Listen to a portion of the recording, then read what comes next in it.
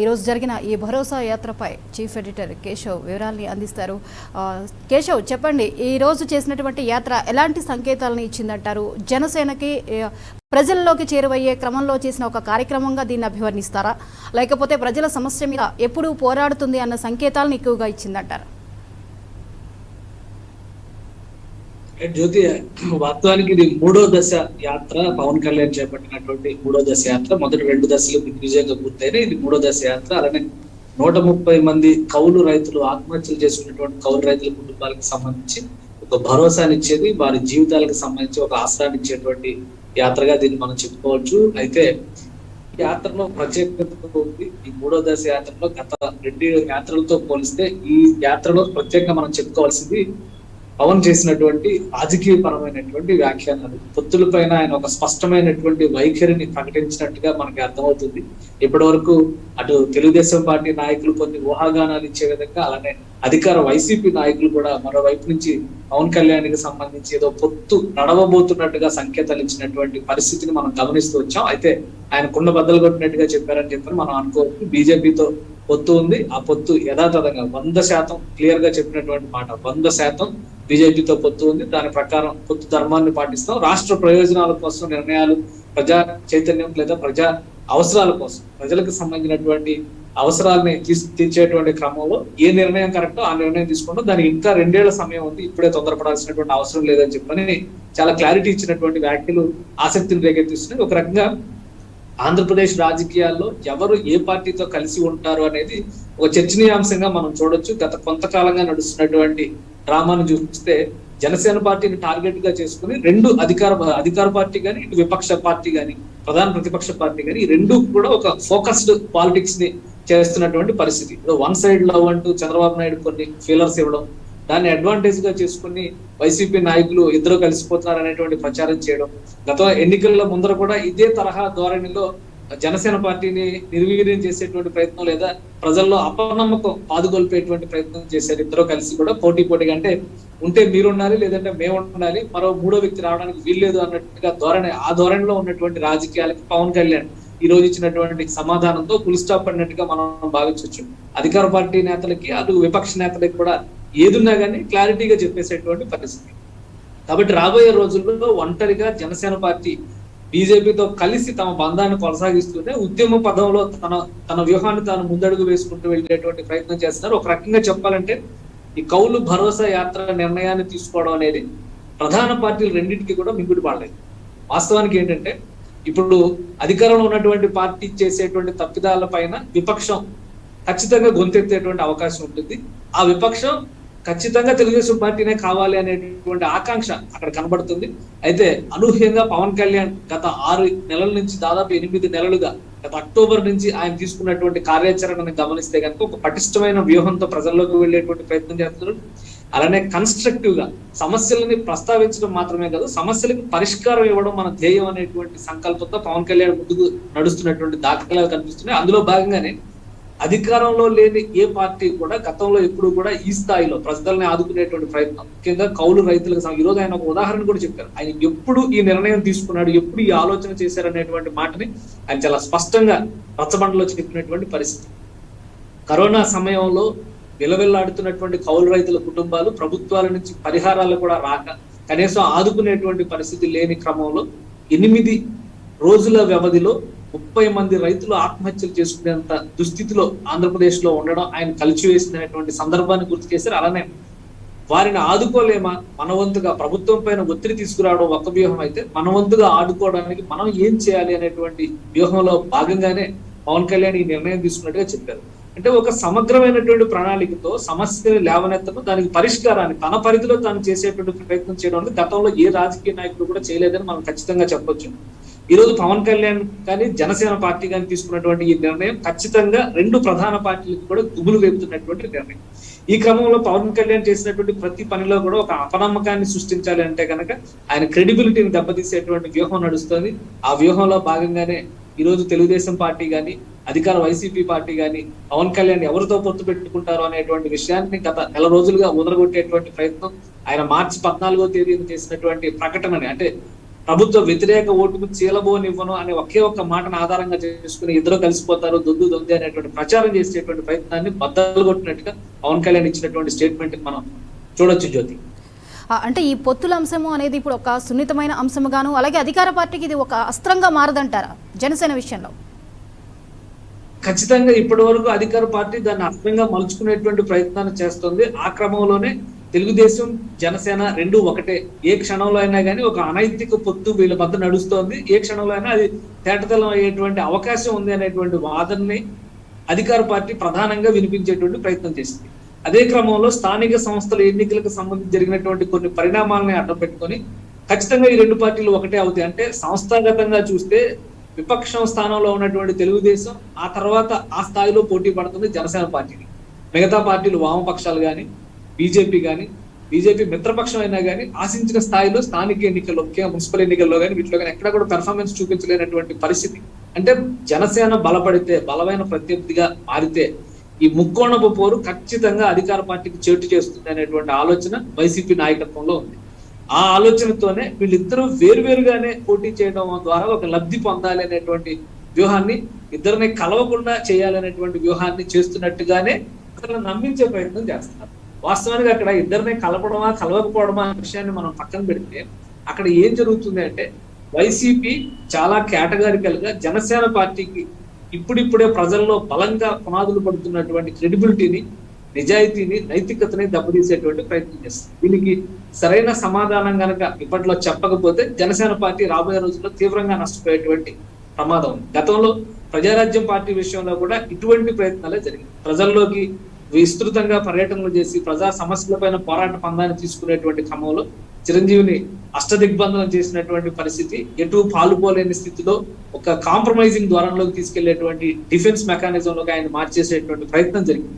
ఇప్పుడు జనసేన విషయంలో ఎన్నికలకు ముందరే ఆ దిగ్బంధం అనేది జరగాలి అనేటువంటి ప్రయత్నం అధికార పార్టీ చేస్తున్నటువంటి ధోరణిలో కనిపిస్తుంది. అధికార పార్టీ చేస్తున్నటువంటి విమర్శలు కూడా ఆ దిశగానే కనిపిస్తుంది. ఇక విపక్షం ఒక ఫెయిలర్ వదిలేటువంటి ప్రయత్నం. ఎందుకంటే ఒంటరిగా పోటీ చేయడం ద్వారా అధికారంలో ఉన్నటువంటి వైసీపీని అడ్డుకోవడం అనేది ఇప్పట్లో అసాధ్యం అనేది క్లియర్ గా అర్థమైపోతుంది. చంద్రబాబు నాయుడు గారు తప్పితే మిగతా నాయకులు ఎవరో కూడా అక్కడ కనిపించినటువంటి పరిస్థితి లేదు. సొంత నాయకులే నమ్మని పరిస్థితి. మొన్న ఉత్తరాంధ్ర పర్యటన చూస్తే సొంత పార్టీ ఎమ్మెల్యేలు, ఆల్రెడీ ఒక ఎమ్మెల్యే వైసీపీలో జాయిన్ అయిపోయినటువంటి పరిస్థితి, ఆయన కూడా అసమ్మతి రాగాలు వినిపిస్తున్నారు వైసీపీలో. ఇంకొక ఎమ్మెల్యే గంటా శ్రీనివాసరావు రాజీనామా పత్రాన్ని సమర్పించినా కానీ ప్రస్తుతానికి తెలుగుదేశం పార్టీ సభ్యుడే కాబట్టి కనీసం ఆయన ఆ పర్యటన వైపు చూసేటువంటి ప్రయత్నం కూడా చేయలేదు. ఈ క్రమంలో విపక్షం కూడా ఒక బలమైనటువంటి మిత్రపక్షాన్ని కోరుకుంటుంది.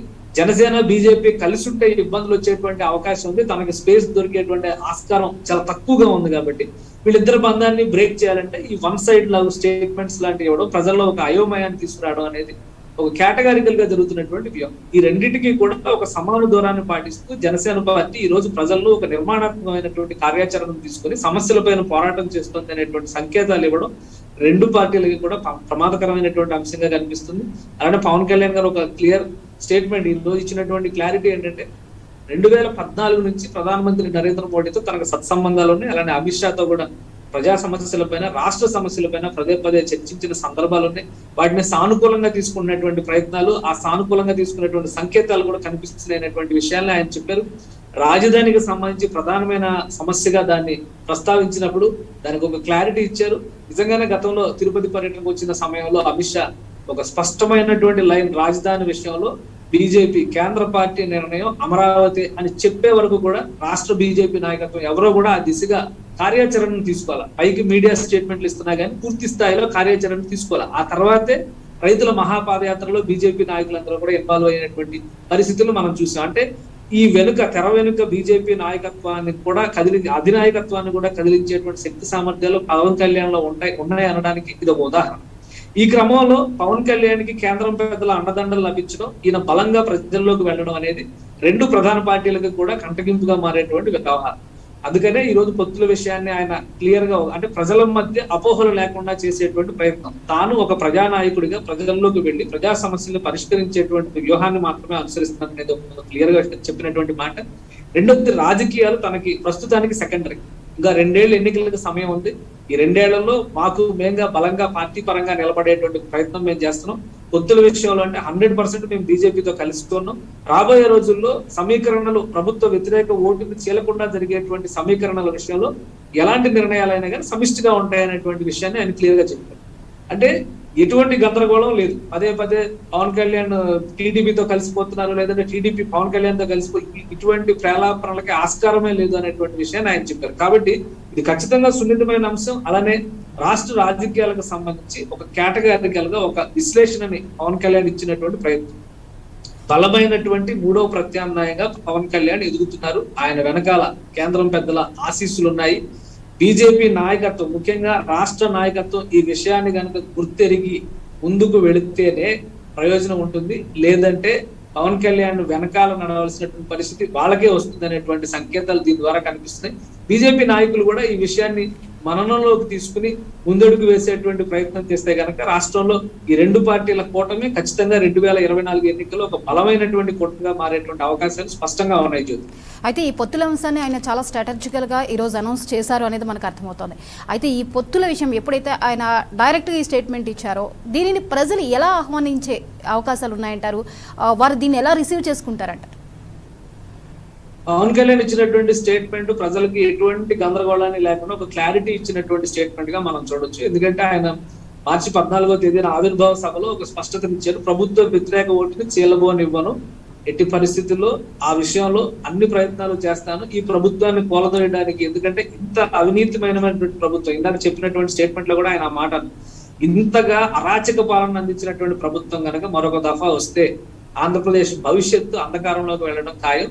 ఆంధ్రప్రదేశ్ లో ఉన్నటువంటి నవతరానికి, యువతరానికి భవిష్యత్తు అంధకారం అయిపోవడం కూడా ఖాయం అనే మాట ఆయన స్పష్టం చేసినటువంటి పరిస్థితి. అంటే ఈ నేపథ్యంలో అక్కడ 14వ తేదీన ఇచ్చినటువంటి స్టేట్మెంట్ కానీ, దానికి కేటగారికల్ గా తర్వాత ఇచ్చినటువంటి వివరణ, ఎవరి పల్లకీలు మోయో మేము మా అంతటా మేమే ముందుకు నడుస్తాం అనేటువంటి వివరణ కానీ, ఈ రోజు పొత్తులపైన అంటే కేవలం ఆయన ఆ మాటలు చెప్పిన దాన్ని ఆసరాగా తీసుకుని ఒక పొత్తు నడవబోతుంది అనేటువంటి దుమారాన్ని లేపి ప్రజలను అయోమయం చేసేటువంటి వాళ్ళకి ఒక క్లారిటీ ఇచ్చారు. ప్రజలు కూడా ఒక క్లారిటీని తీసుకున్నటువంటి పరిస్థితి. అంటే పవన్ కళ్యాణ్ వీలైనంత వరకు తన పోరాటాన్ని ప్రజాపక్షాన్ని నిలబడి చేస్తారు అనేటువంటి సంకేతాలు దీని ద్వారా అర్థమవుతుంది.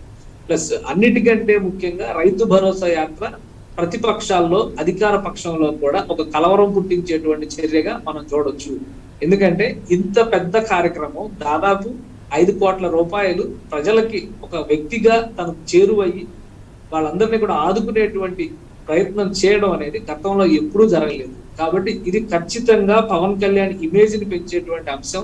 జనసేన పార్టీని ప్రజల్లోకి, జనంలోకి పూర్తిగా వేళ్ళూనుకునేటువంటి అవకాశం కల్పించేటువంటి కార్యక్రమం. అందుకే పవన్ కళ్యాణ్ కి అక్కడ ఇప్పుడు ఉన్నటువంటి దానికంటే కూడా ఆ ప్రక్రియ ద్వారా, ఈ కార్యక్రమం చేయడం ద్వారా ఆయన క్రెడిబిలిటీ లెవెల్స్ 100% డబుల్ అయ్యేటువంటి పరిస్థితి.